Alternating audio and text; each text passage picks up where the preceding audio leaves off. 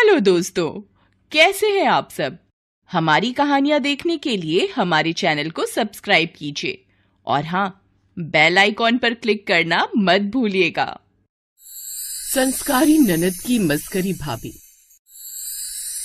सुबह सूरज की पहली किरण के निकलते ही पीहू नहा धोकर मंदिर जाने के लिए निकल जाती। पूरी श्रद्धा से जब वो पूजा करके घर आती है तो डाइनिंग टेबल पर सर झुकाए हुए अपनी भाभी रोशनी को देखती है। ये भाभी को क्या हुआ, सुबह सुबह इतनी उदासी किस बात की जो ऐसे बैठी है। पीहू पास में जाकर अपनी रोशनी भाभी के कंधे पर हाथ रखते हुए बोलती है, भाभी क्या हुआ, आप इतने उदास होकर यहाँ सर झुकाए क्यों बैठी हो। पीहू ने इतना बोला ही था कि तभी अचानक से रोशनी उठ खड़ी होती है और उसके हाथों में रंग होता है जो वो पीहू के चेहरे पर लगाकर बोलती है, हैप्पी होली पीहू दीदी, सुबह सुबह रंग में रंग जाओ। भाभी ये क्या किया आपने। अरे मैं अभी अभी मंदिर से आई थी, नहा के गई थी और आपने मुझे फिर से गंदा कर दिया। माँ कहाँ हो, देखो ना भाभी को। पीहू की आवाज सुनकर उसकी माँ कोमल और भाई पंकज नीचे हॉल में आते हैं जहाँ वो पीहू को रंग बिरंगा देखकर हैरान हो जाते हैं। पंकज तो हंसते हंसते पीहू से बोलता है, अरे पीहू ये क्या हुआ, ये क्या चलता फिरता इंद्रधनुष बनी हुई है। माँ देखो ना, इसको कितनी फनी लग रही है। चुप कर पंकज। और पीहू ये क्या, अभी से कहाँ से होली खेल कर आ रही है। माँ आपको अच्छे से पता है मुझे होली खेलना पसंद नहीं। मैं तो सुबह सुबह मंदिर गई थी और घर आते ही भाभी ने मुझे रंग दिया। माँ समझाओ ना इनको, इनकी मस्करी ने मेरा मूड खराब कर दिया। पीहू गुस्से में अपने कमरे में चली जाती है और वहीं कोमल रोशनी को उसकी हरकत के लिए बहुत सुनाती है। जिसके बाद कमरे में आकर रोशनी मस्त शीशे के पास बैठकर सजने संवरने लगती है। ये देखकर पंकज बोलता है,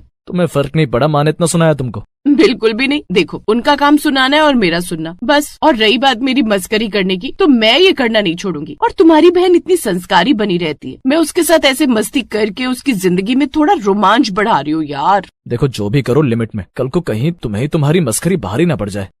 दिन गुजरते हैं। एक तरफ जहाँ पीहू का स्वभाव था कि दिन रात पूजा पाठ करना और अपने संस्कारों के अनुसार चलना, तो वहीं रोशनी का मस्करी करे बिना कोई दिन न निकलना। एक शाम पूरे परिवार को एक पार्टी में जाना था, जहाँ जाने के लिए रोशनी ने अपनी एक नई डिजाइनर साड़ी निकाली तो वहीं पीहू ने अपना एक सूट निकाला। किसी काम से जब रोशनी पीहू के कमरे में आती है तो पीहू उस वक्त वॉशरूम में गई होती है और उसका सूट उसके बिस्तर पर पड़ा होता है। बताओ, ये मेरी संस्कारी ननद एक पार्टी में जाने के लिए इतना ओल्ड फैशन का सूट पहनकर जाएंगी, लेकिन मेरे होते ऐसा नहीं होगा। ननद जी आज तो आपको अपना ये संस्कारी लुक छोड़ना ही पड़ेगा। रोशनी ने पीहू का सूट कैंची से कई जगहों से फाड़ दिया ताकि वो पहनने के लायक न रहे और ये करने के बाद वो जल्दी से अपने कमरे में चली जाती है। कुछ देर बाद पीहू जब वॉशरूम से बाहर अपने कपड़े लेने आती है तो देखती है कि वहाँ पर उसके सूट को चारों तरफ से काट रखा है। ये देखकर वो समझ जाती है कि ये काम किसका है और वो नीचे जाकर अपने माँ और भाई को बुला कर लाती है। माँ, भाई, ये देखो ना भाभी ने ये क्या किया, मेरा सारा सूट काट दिया। मैं क्या पहन कर जाऊंगी पार्टी में, आप लोग ही जाओ अब। अरे रोशनी ने नहीं किया होगा यार, इतना थोड़ी करेगी वो।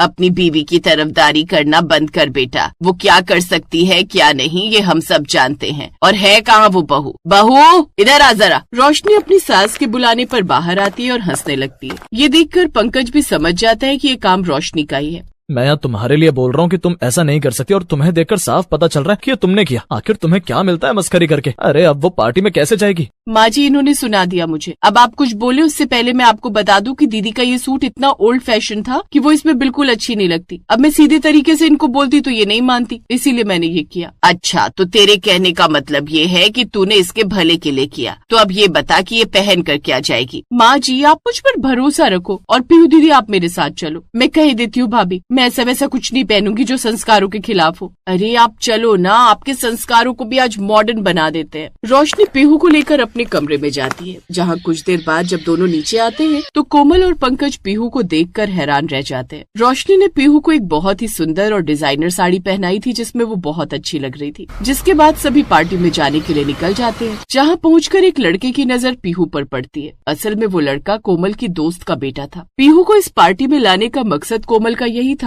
कि वो उसकी दोस्त शारदा के बेटे अनुभव से मिल ले और अगर दोनों एक दूसरे को पसंद कर ले तो उनके रिश्ते की बात आगे चलाई जाए। लेकिन पीहू को इस बात की खबर नहीं थी, जिसके चलते अनुभव जब उसके पास बात करने आता है तो पीहू उसके ऊपर चिल्लाते हुए बोलता, शर्म नहीं आती तुम जैसे लड़कों को। अरे पार्टी वगैरह में लड़की देखी नहीं कि बात करने के बहाने फायदा उठाने आ जाते हो। मैं कोई ऐसी वैसी लड़की नहीं हूँ। मेरे घर के संस्कार नहीं है कि ऐसे किसी अनजान लड़के से कहीं भी बात करने लग जाऊं। इससे पहले मैं अपने भैया को बुलाऊं, जाओ यहाँ से। अनुभव बेचारा अपना सारा जोश खुद में समेटे वहाँ से चला जाता है, लेकिन ये सब देख रही रोशनी अपने सर पर हाथ रख लेती है और ये सब वो जाकर अपनी सास को बताती है तो कोमल परेशान होकर बोलती है, अरे बहू अब क्या करे, अनुभव तो अब दोबारा पीहू से बात करने की हिम्मत न करे। ये लड़की भी ना इतने संस्कारों में घुली है कि आजकल के तौर तरीके नहीं समझती। अब मैं तो इसकी शादी जिससे करना चाहूँ ये कर लेगी, लेकिन सामने वाला लड़का तो चाहेगा ना कि वो पहले अपनी होने वाली पत्नी को जाने पहचाने। जब मैं मस्करी करती हूँ उनको बदलने के लिए तब आप मुझ पर ही चिल्लाते। अब देख लो संस्कारी ननद के संस्कार उनकी शादी में रोड़े बन रहे हैं। अनुभव इतना अच्छा लड़का है कि उसको तो दूसरी लड़की मिल जाएगी, लेकिन दीदी को उसके जैसा अच्छा लड़का आगे मिले या ना मिले। नहीं बहू, तुझे मेरी तरफ से खुली छूट है, कुछ भी कर, लेकिन अनुभव का रिश्ता पीहू से ही होना चाहिए। रोशनी को अब अपनी सास से परमिशन मिल चुकी थी। अब उसके खुराफाती दिमाग में एक आइडिया आता है। अगली सुबह जब पीहू सुबह सुबह मंदिर आती है, रोज की तरह अपनी पूजा करके मंदिर से बाहर आती है, तो वहाँ कुछ लड़के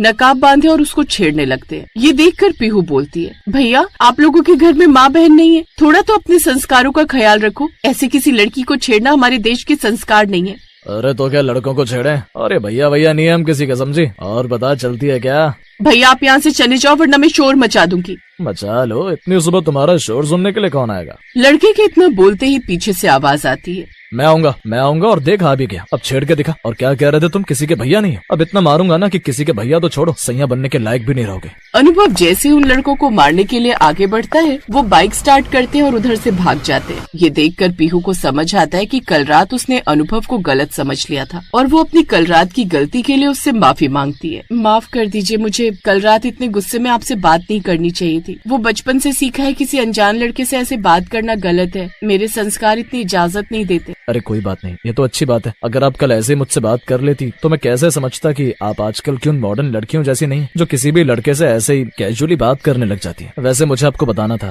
अनुभव इसके बाद पीहू को बताता है कि उसकी माँ ने और अनुभव की माँ ने उन दोनों को मिलाने के लिए ही कल पार्टी में बुलाया था। ये सुनकर पीहू शर्माने लग जाती है, तो वहीं वो बाइक वाले लड़के कुछ दूर जाकर रुक जाते हैं और उनमें से एक इंसान उनको उनके पैसे देकर वहाँ से जाने का इशारा कर देता है। तो वो कोई और नहीं बल्कि रोशनी होती है, जो दूर से अनुभव और पीहू को बात करते देखकर बोलती है, लो जी आज मेरी इस मस्करी के चलते मेरी संस्कारी ननद का रिश्ता तय हो गया। इस बात पर तो माँ जी से मैं शाबाशी जरूर मांगूंगी। और अच्छा है कल रात ही मैंने शारदा आंटी को बोल दिया था कि वो समय से अनुभव को मंदिर भेज दे। रोशनी की मस्करी आज उसकी ननद के लिए अच्छी साबित होती है और कुछ समय में अनुभव और पीहू की शादी होती है। उस दिन के बाद से कोमल कभी भी रोशनी की मस्करी की आदतों पर गुस्सा नहीं करती, बल्कि कभी कभी उसके साथ मिलकर ऐसी शरारतों में उसका साथ देती है, जिससे उनका जीवन भी हंसी खुशी बीता है।